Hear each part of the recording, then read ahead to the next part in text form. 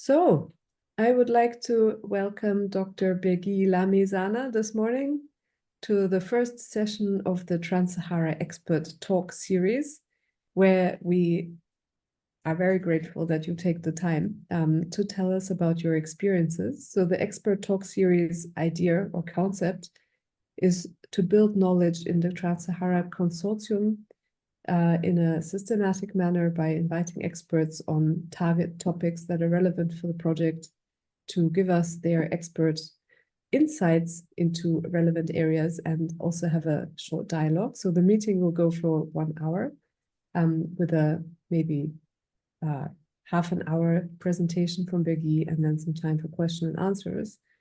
So that we may learn, in this case, from the Great Green Wall Country Initiative, Great Green Wall Initiative of UNCCD in a targeted way, and also to relaunch the dialogue with UNCCD for the implementation of this project. So welcome, Birguy, and thank you very much for joining us this morning. The floor is yours.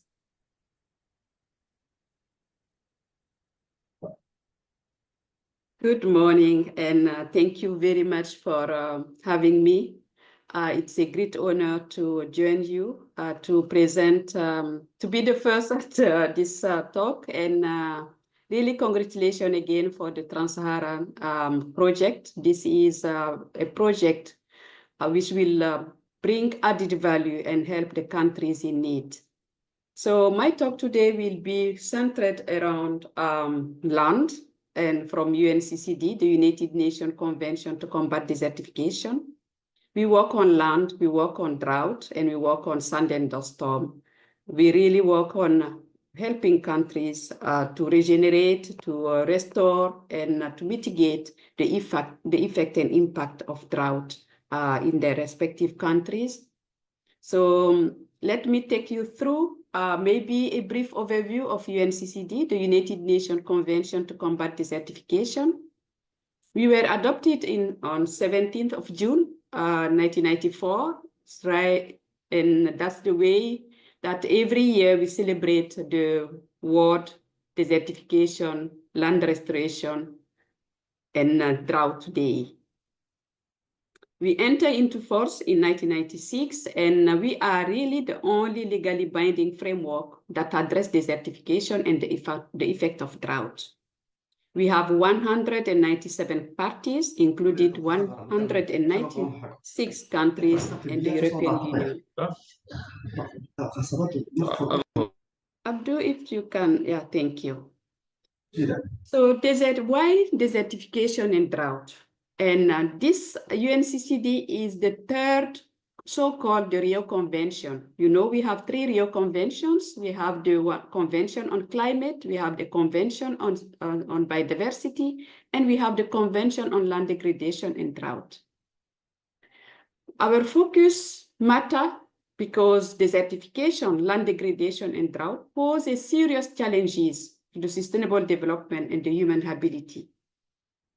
We have 86% of UNCCD parties, and remember, we have more than 196 parties are affected by desertification, land degradation, and drought.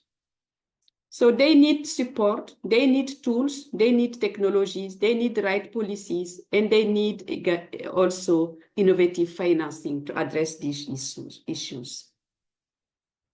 When we look on the lens of drought, it's becoming more frequent, intense, and increased by 29%. Drought has always been there. If you look into the history, you look into the holy books, in the Bible, in the Quran, you will see that they have to face drought, and they have sometimes, it has even disseminated civilizations. But we were at that time talking about a length of 100 years, 10 years, but now it's more and more frequent. And it's becoming worldwide. No country is immune to this drought. It's a global threat. If you look into the second seas, you will see that you have from Northern American, from 2022 to 2021, in the Latin America, you will have some episodes. You will have episodes in Europe, in the Mediterranean drought. You have episode in the Horn of Africa, in the Niger drought, the Madagascar one. You have drought in Australia, in Asia. So it's everywhere, and it's becoming more and more frequent. And what is also challenging is that you can face drought this year and then flood the next year. Or you can have the same country, one part in West facing drought, while the one part in East facing flood. So it's important to address this. And the impact really affects our dignity, our livelihood, and our life. We have seen in the Sahel, the drought in the back 1970s, where families lost their cheptel, they lost their crops, and they lost also their life because of the dignity. They cannot feed their family, so they prefer death to that. So it's really a challenge which we need to face together. Each of us has a role to play from our entry point, being it our country, being it our work, so that it can contribute to address this threat and to mitigate, but also to be more proactive to drought than reactive. Because reactive is that, okay, it's hit us, we suffer, and then we see what to do. But if we put forward a thought and we put forward the tools we have, we can proactively address drought before the negative impact happen to us. I like showing this picture. Why? Because when we talk about the Rio Convention, you will see that acting on land address all the loophole, being it the climate change or the biodiversity. When we have a poor land and water management, it will increase the greenhouse gas emissions, which will go in the climate change, increase the drought, flood, and wildfire, and decrease the carbon capture and storage.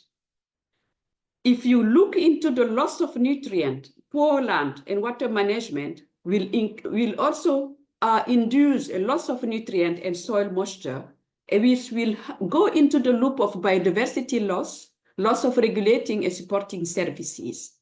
But if you act on land and you will reduce the loss of biological and economic productivity, you will look into how to decrease the carbon and the loss of the flora. So acting on land is beneficial to all three Rio Conventions. Why I'm talking about it? I'm talking about this because in each of our countries, we have the national focal point for the three Rio Convention, a national focal point for UNCCD, a national focal point for the climate, a national focal point for the CBD. And if they work together, if they coordinate and they plan, they will help the countries face these challenges in a more holistic way. But sometimes we've said, okay, it's only a climate things, and we are not looking on the other, or no, this is just biodiversity. And sometimes we forget that we live on land, and that is the land who, in its own land, I'm not denying that there are biodiversity in oceans, we have biodiversity in everywhere, but the biodiversity our houses is built on land, and it's the land who help us, it's the land who feed us, it's land who shelters us. It's from land that we get our clothes. It's from land that we get sometimes our fuels. It's from land that we do all our living. Our life really depends on land. And if you look, up to 40% of land worldwide has been degraded, with dire consequences, as I'm saying before, on climate, on biodiversity, on livelihood. We live on land, we depend on land, but sometimes we treat it as a dirt, We don't take care about land. And if we don't take care about land, we won't take care about food security, water security, or security itself. We are preparing from our COP16 we had a survey, we had publications, we dig into the research, and we came up that every second, an equivalent of 4 football fields of healthy land is being degraded. And this adds up to 100 million hectares every year. And if we continue this way, we will lose lots, because from centuries, we will, if the trend continue with this rate of degradation, we will induce the climate-reduced disturbance, will increase, disruption of food supply will increase, forced migration, because sometimes we see migration, but we are not looking into the root causes of the migration. Why a population are leaving their land to flew and die in the seas if they can live from land and they can have their resources, they can have their food, and they are free in their villages or in their community. But when they lose everything, when the land no longer feed them, they have no choice than to flee and to choose the probability of even dying. The land degradation make us also in the economic science lose 10% of our GDP per year. And sometimes this, we don't even notice it. And we need to restore 1.5 billion hectares by 2030 to reach the land degradation neutrality goals. You have seen the rate by which the land degradation is increasing. If we want to stop it and we want to reduce it, we need to put more effort. And these efforts is what UNCCD is providing to the countries, to our parties, by setting the land degradation neutrality, and most of the countries have adopted it. More than 130 have committed to global, to end land loss by 2030. And they have set target for this land degradation neutrality. What does it mean? It means that we need to avoid land degradation by maintaining the existing healthy land. We need to reduce, if already degradation is happening, we need to reduce it by sustainably implementing land management practices, learning from best practices, duplicating them, and expanding them. And where it's already becoming very worse, we need to reverse the trend by restoring and returning degraded land to a natural and productive state. So the concept of land degradation and neutrality is only this. How do we maintain what is healthy? How do we sustain by reducing? And how do we act to reverse where it's already degraded before it's become too late? But it comes with a cost. And it's not every institution, every funding who want to put money on this, but it's worth it. I put here some example. We all looked and talked about the bond challenge from 2011 to 2020 to restore 150 million hectares. And this was, the cost is 36 billion per year if you want to reach the target set by bond challenge. The New York Declaration on Forest, another example of a big initiative, 2014 to 2013, 350 million hectares, and it cost 49 million per year to do that.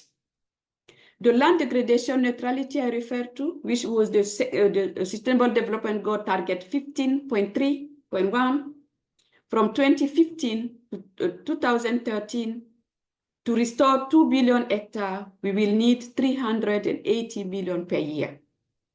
The Great Green Wall, to which this Trans-Saharan project will have a great contribution. The image you are seeing here is from Chad, for example, where they have the family farms. And to restore 100 million hectares as pledged in the Great Green Wall, we need to restore 8.2 million hectares per year, and this costs 4.3 billion per year.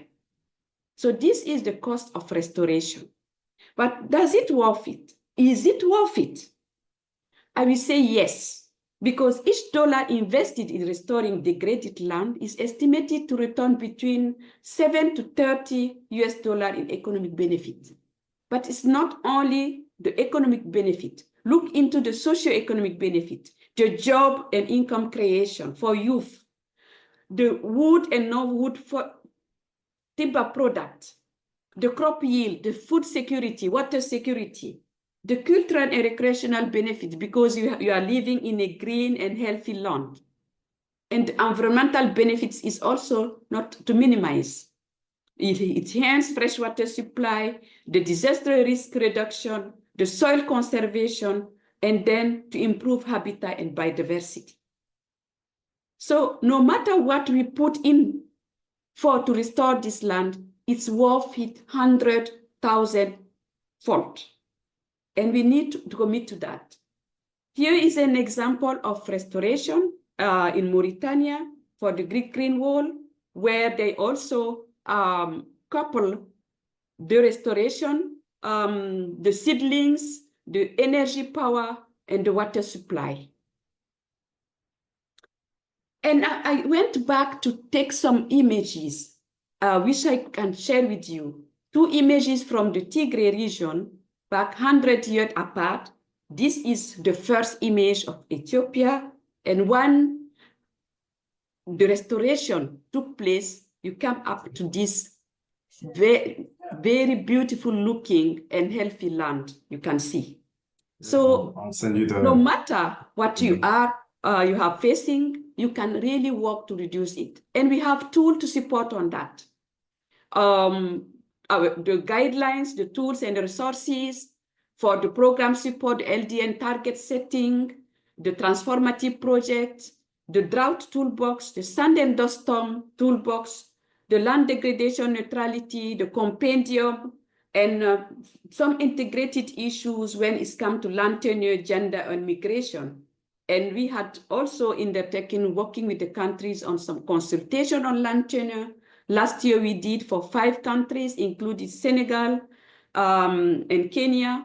And we are planning, resource permitted, to also expand this to more countries. Before I will go back a bit and share some of the update of the Great Green Wall, but I see that Jill, my colleague Jill Amadou is connected, and I wanted to give him at least 5 minutes of my time to take you through some of the great achievement the Great Green Wall has accomplished so far, because this is a Pan-African, a continental initiative that the countries is very proud to take the issue by the horn and make the change happen. Jill, are you willing to come in and share a bit of the Great Green Wall?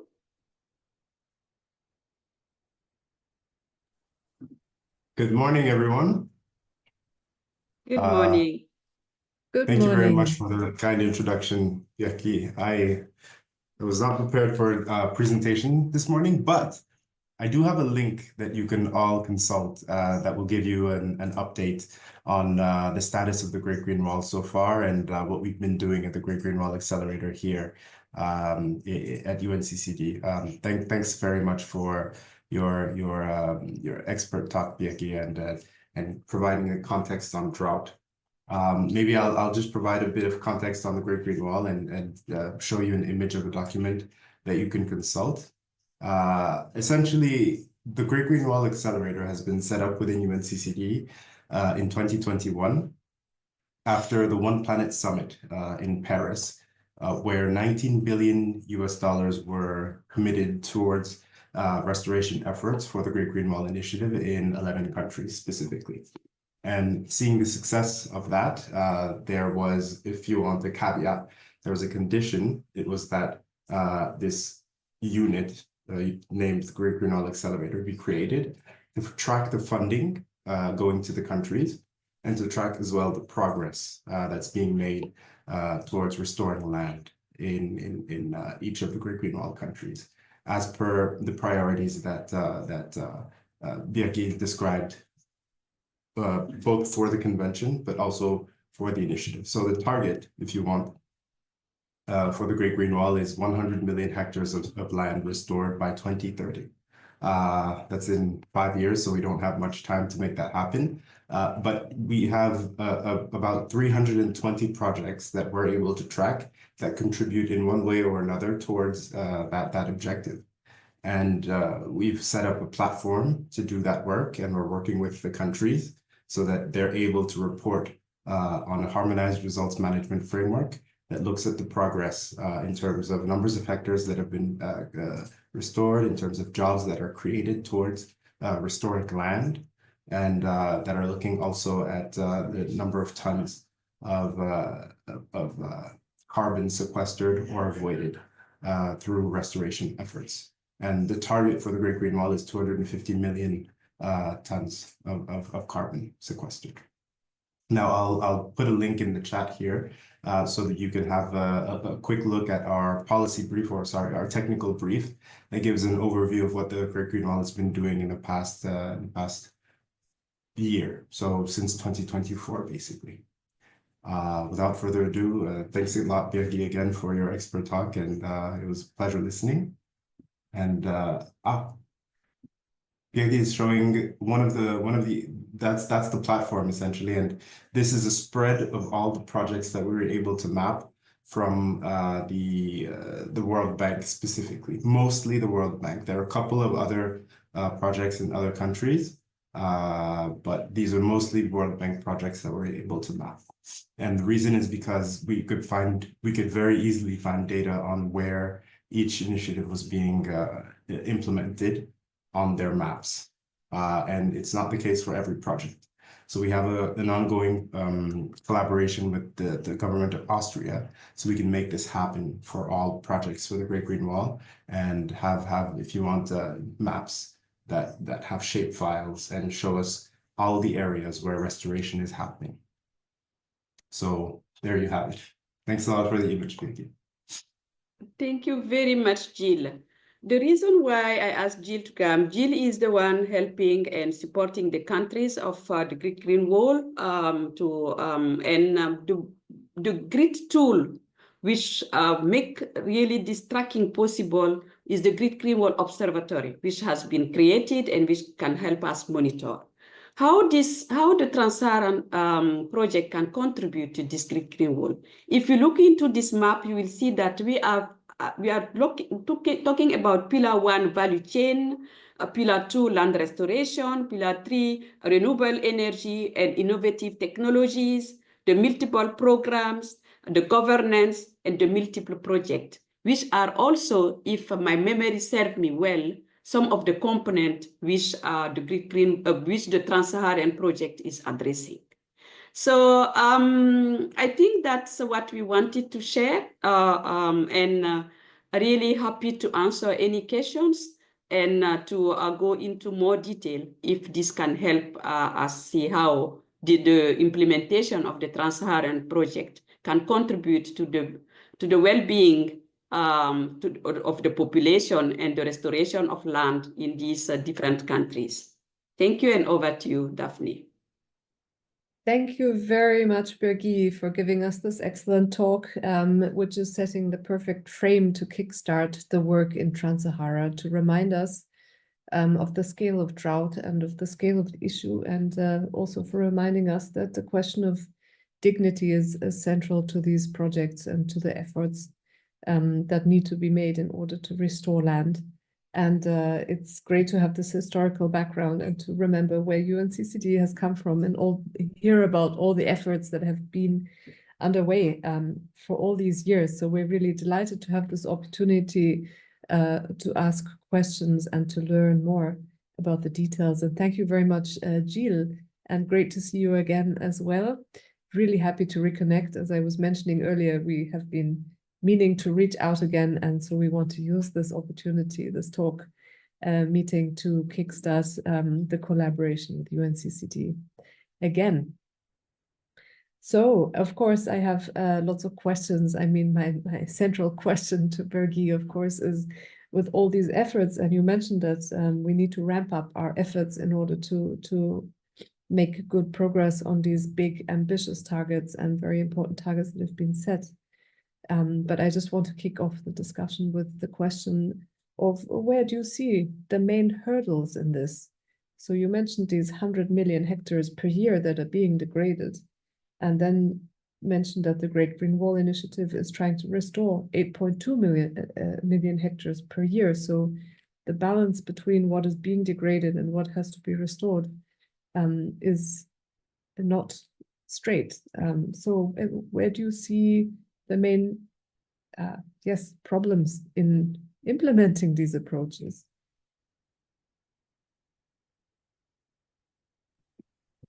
Thank you. Thank you, Daphne.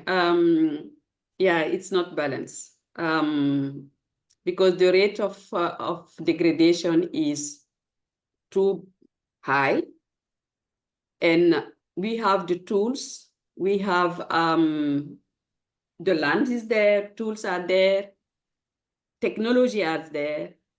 Sometimes where it's not feeding is the cost of the restoration and the funding to come into this restoration. When you look into the Great Green Wall, you will see that there is already a very high political will, because this is the initiative where you have the heads of states meeting and taking decisions. It's not a small project or program. It's an initiative where you have the head of states, you have the ministerial councils, and you have the Great Green Wall national coordinators. And you have the agency anchored with the African Union. So the governance is there. But how do we make it happen is to have this political will back up with the financial instrument, the innovative financial capability. It's where it's important to not only rely on external donors or the budget, public budget government, but also to bring in the private sector, showing them that restoration is an economy. Restoration is an industry where they could have a return of investment.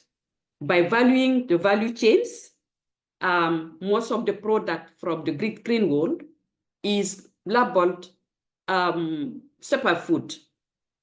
You talk about the moringa, you talk about baobab, you talk about shea butter, you talk about sesame, you talk about, name it, honey, all these things, or fonio, all these things are products from the Sahel, balanites.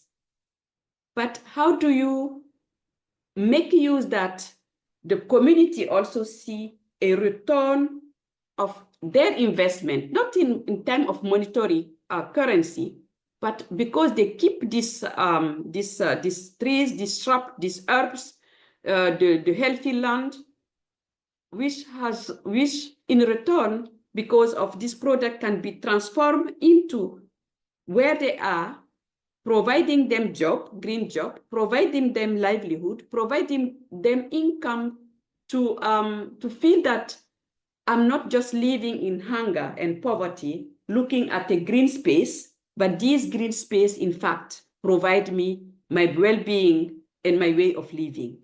So it's a more pieces of the puzzle which need to be put together to make it happen, because not only a top-down directive or instruction, but it's also the buy-in from the community, knowing that they are gaining from this, which will help make it happen.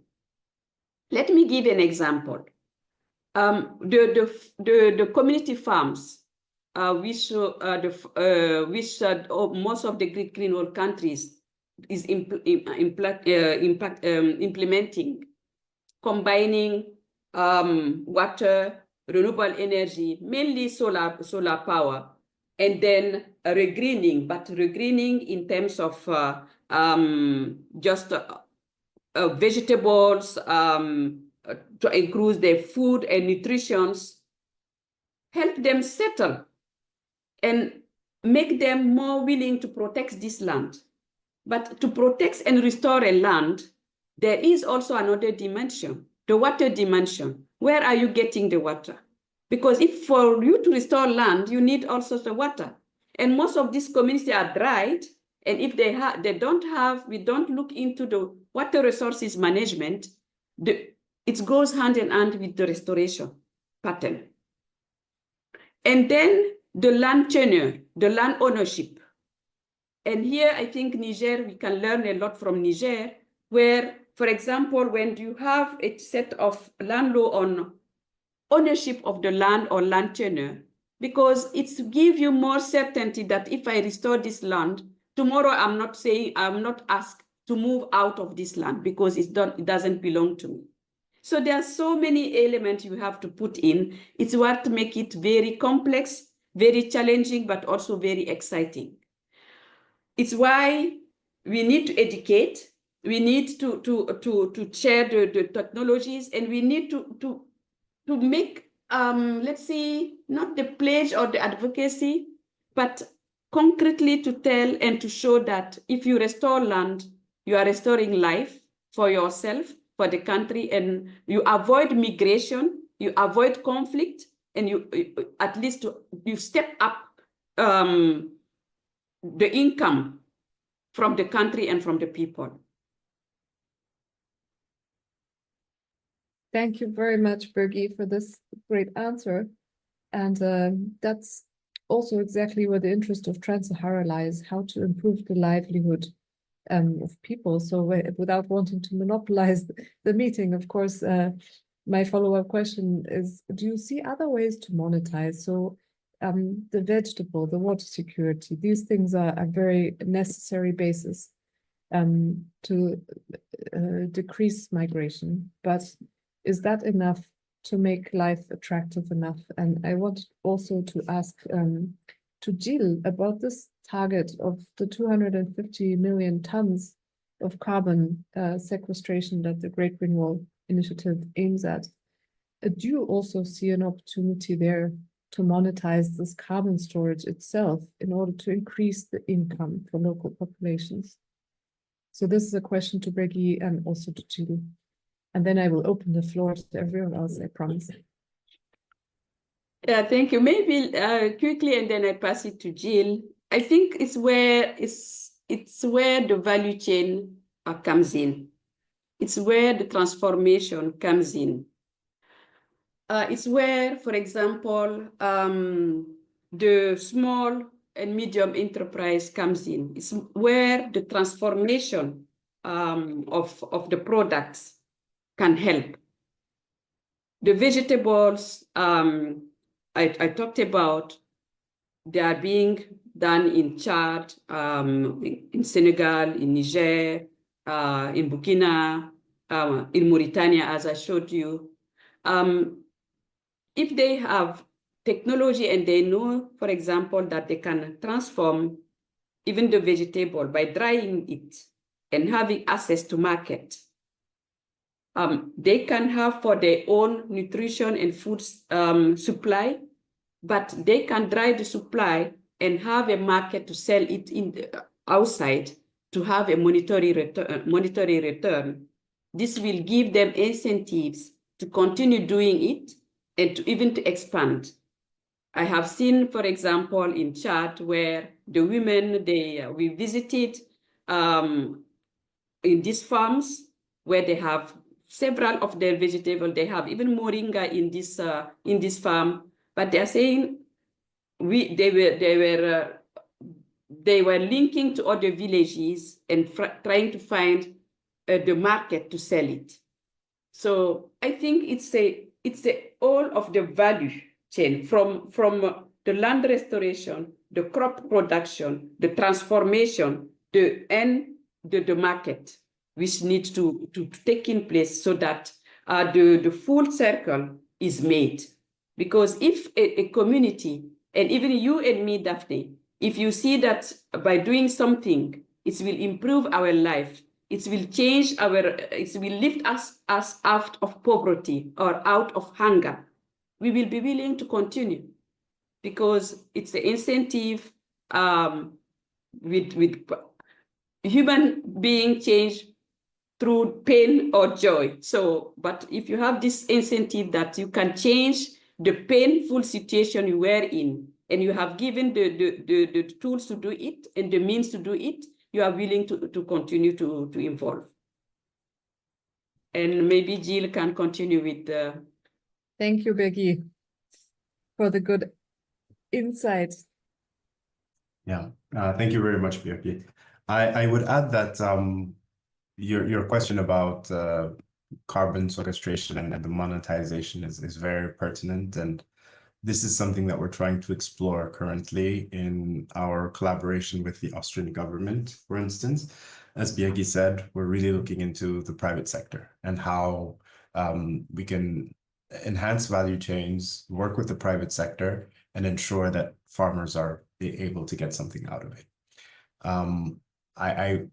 One thing I want to emphasize is that we're treading with caution on this. We really want to make it so that every farmer is really able to recoup on their investment, and they have the means that incentivizes more investment on land. We're aware that carbon credit, the carbon market is a bit sensitive, and it hasn't always benefited the communities. So we really want to make sure that we're doing this in a way that's beneficial, not for all, but especially for the farmers, the ones who are working the most behind the scenes. And so at the UNCCD level globally, we've been working on guidelines for carbon credits, a global guideline. So things to do, things not to do. And we have been working also with the WEF, who has published a very interesting article recently on carbon credits and carbon markets in Burkina Faso and the potential that exists. One of the setbacks is that policies don't exist in every country to make this happen. They're still very young in exploiting these types of opportunities, and it's going to happen on a case-by-case basis, but legislation probably needs to happen first before we can count on banking on this. And the reason why it's been so prolific on the continent so far is because legislation didn't exist on this before. And we always want to do the right thing and do things the right way. So we're going to have a set of guidelines that would benefit not only the end users and the communities, but also people who are interested in investing in such markets.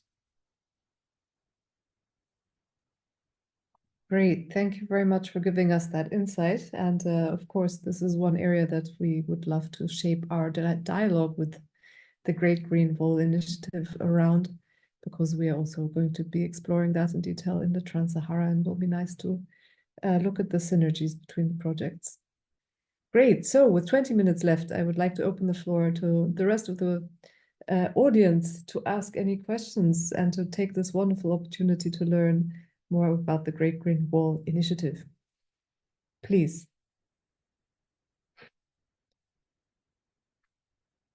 Don't be shy.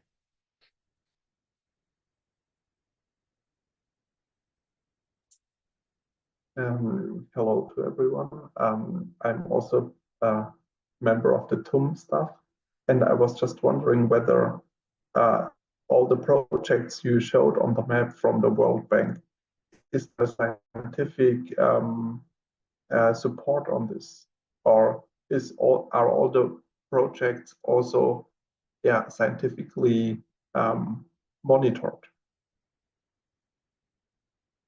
Or would you even say that it's not necessary or not, has also disadvantages, of course?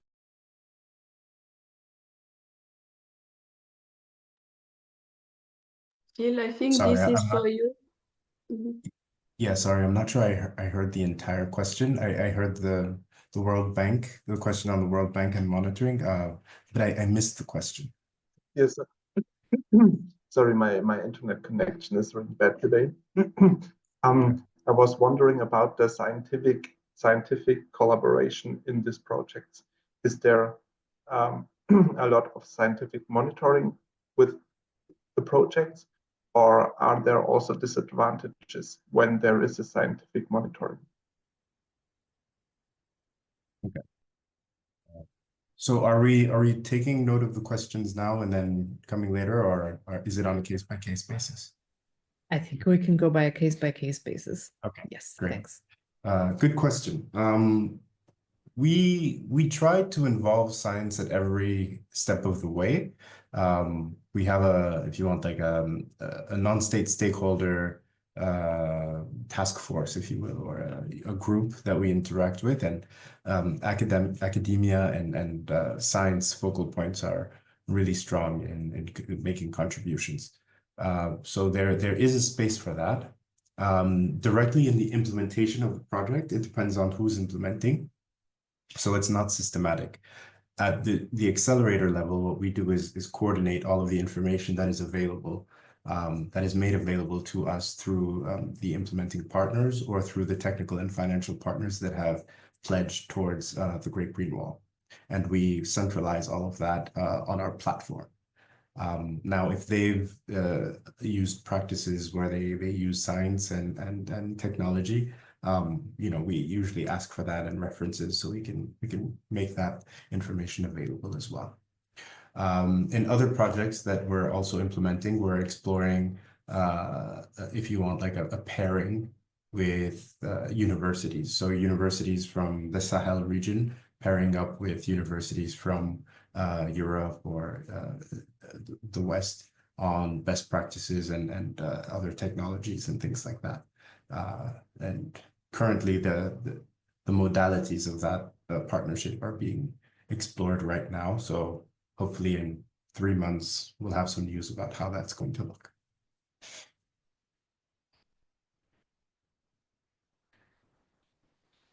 Great, thank you very much, Gilles. Okay, any further questions to our guests? Yes, I have a question as well. I'm also a member of the TOOM team, and thank you very much once again for the lovely presentations. I just briefly looked on the Great Green Wall Observatory website at the dashboard, and over there it was highlighted that several jobs had been created with different figures for the jobs created in the different parts of Africa. And my question is there a database that has that you used to keep track of this counting of the jobs created? And has there been a distinction made between the creation of short-term jobs and long-term jobs? So for example, if in the tree planting process, people were invited to come and take part of it and were employed for a few months, are these jobs counted then in the database as one job created, or is this job the figures for job creation only refers to those who are gainfully employed long term? For example, they have some agroforestry plots to take care of, or there's some crops they are cultivating and they are harvesting, and then so they have kind of gainful employment over a long period of time. I was just a bit confused about how exactly this job created were kind of quantified. Yeah, that's an excellent question. And I want to take this chance to thank Niklas for his question earlier. And this is Quadro asking. I'll go through the process a little bit. We created a harmonized results management framework that included all the indicators that were being, if you want, tracked by countries, by implementing agencies, by donors, by the SDGs, by all stakeholders that we found were involved with the Great Green Wall. And we looked at all the indicators that were, if you want, in action. We basically came up with 288 indicators. So the next exercise was to simplify that. as much as possible. So we could look at concretely what is being done on this initiative and how do we categorize everything. So in the categorization of jobs, what we came to an agreement with, because this question came up, that's why it's a good question. It's because when we were validating these indicators, that question came up. Not only just the terms of the jobs, but the definition of a job in and of itself. Like, is a job something that's short term? Is it long term? Is it seasonal? Is care, is care considered a job? So if a member of a family is putting time into taking care of people, is that considered a job? So many of these aspects were considered. There's another aspect also in terms of double counting, essentially. So you have multiple actors who are working in the same areas, and sometimes you'll have communities, farmers, who are working on multiple initiatives at once. So how do we prevent double counting of these jobs as well? Also came up. The solution that we found, unfortunately, is just making a blanket consideration for jobs. So short-term job, long-term job, we just consider that one job. So it's not the best. And this is because we're looking at over 300, let's say even 400 projects in different areas, in different countries, in different pillars as well. So in different sectors of intervention. And so to make the reporting as easy as possible, we had to make a decision to consider short-term and long-term jobs about the same. Now, one way that we try to limit the double counting is by asking the reporting agency, so implementing partners and the donors, to provide us with as comprehensive as lists as possible on gender, age, and we look at that as much as possible. But yeah, there's always that risk of double counting. So we have to find some good mechanisms to prevent for that even further, and in the planning phase as well. So this is something that is done in the planning phases of the projects, and it varies from partner to partner. So the modality for reporting is not uniform, and so because the indicators are so generic, so to make the reporting process easier, we don't have that level of granularity in the information that is provided to us. So we always run that risk, but it is something that we raise to every partner. Yeah.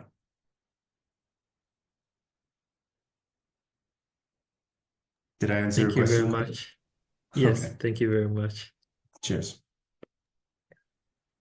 Thank you very much, Jill. And that's definitely a really important question, how to monitor and how to track how the progress is. So one thing that we are trying to do in Trans-Sahara is to measure the increase in the income of farmers. So it's also going to be a big question how we are going to do that. Any other questions in the group? I can see Aminata here, who's a representative of Agricultural Country Office. So maybe this is also an opportunity to ask a question about your particular implementation office.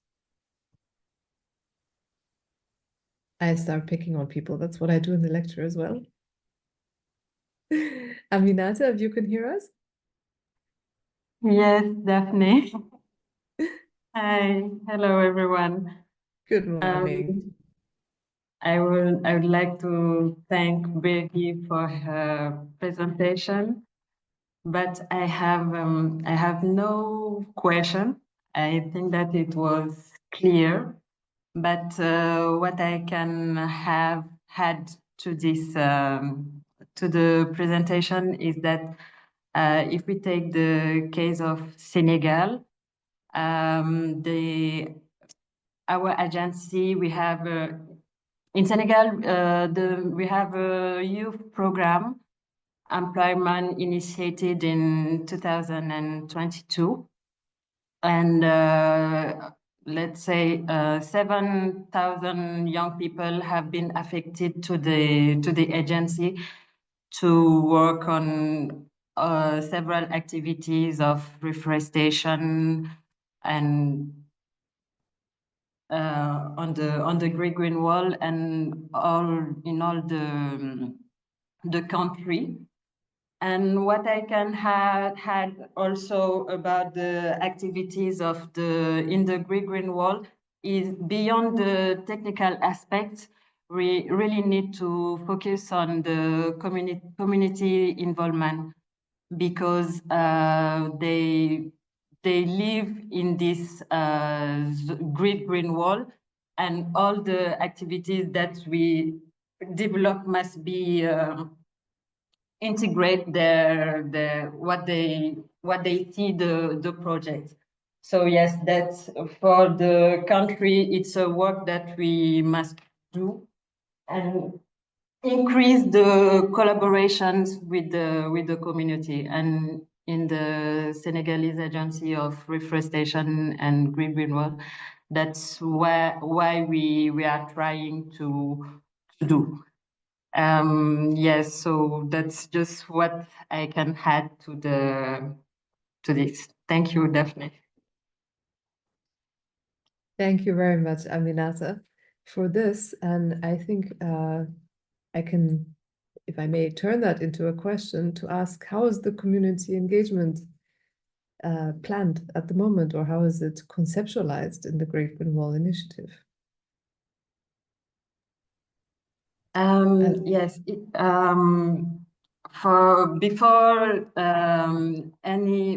the campaign on the rainy season, some sensitized campaign are organized with the communities. And why I say that, because the reforestation, the activities of planting trees are essentially made by the forest direction, and most of the time they don't include a lot the communities. They just choose some areas and make their activities. And what we are trying to do in the agency is that to discuss first with the community, select the area where we will work, and then during the activities we try to involve them by, for example, collecting the seeds and implicate them during the activities for collecting water, for example, and planting trees during the rainy season.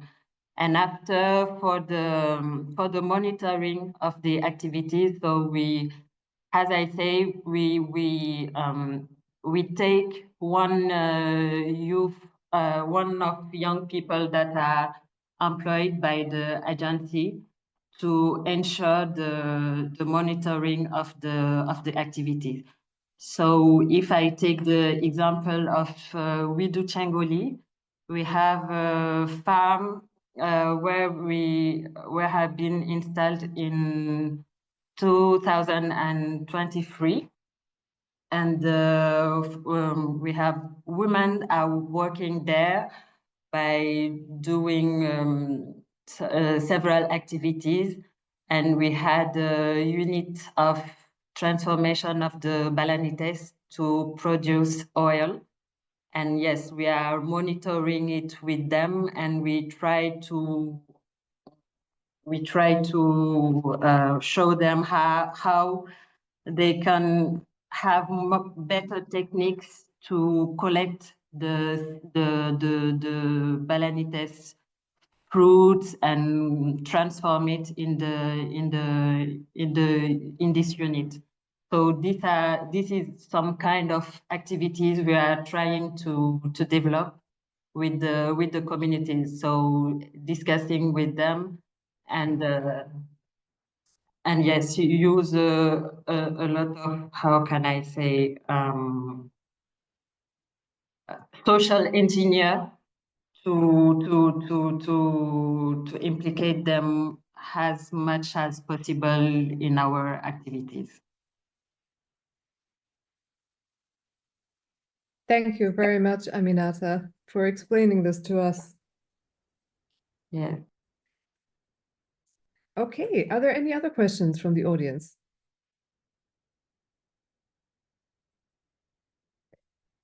If not, we have 3 minutes left and we do try to wrap up on time. I just want to signal that I've put in the chat 2 documents. So one technical brief on the Great Green Wall accelerator. So what we've done in the past, I'd say year. And the second one is a document from the WEF looking at the untapped potential of voluntary carbon markets in Burkina Faso specifically, and a study that they did with that. So for your enjoyment. Wonderful. We are going to enjoy this a lot, I can tell you. I also wanted to ask if this page that you showed, Birguy, of the World Bank projects, if that's also available on the website somewhere, or yeah, it's on the Great Green Wall, so that we can also learn. Yeah, I'll put the link in the chat here. It's a page Wonderful. of the Great Green Wall Observatory. Wonderful. Thank you so much. Mm-hmm. Well, then I would like to thank you very much, Birguy, for giving us this wonderful talk and all of the insights shared by you, and also for Jill for jumping in and giving us the insights as well. And as I said, I would like to regard this as just the starting point of relaunching the dialogue with you about the connections between the Great Green Wall Initiative and the Trans-Sahara Project, to see where the synergies are, and to explore in more detail what Trans-Sahara can contribute to this wonderful initiative. And I look forward to being in touch with both of you about that in the next days, weeks, months, and years, hopefully as well. So thank you very much for taking the time. Thank you very much, for this talk Daphne, today. and your team. We appreciate you reaching out, and it was really an honor to be at this talk. And we reassure you that we are really available to accompany you during the Trans-Sahara, and any time where we know that our collaboration will help the countries, all these countries, our parties. And we are here set up as a secretariat to support our parties. And we appreciate what you are doing to support them. Thank you very much for that. Thank you so much, Birguy.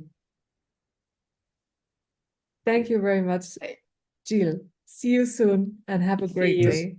Yeah, thank you. Bye. Have a great day. Thank you. Bye-bye.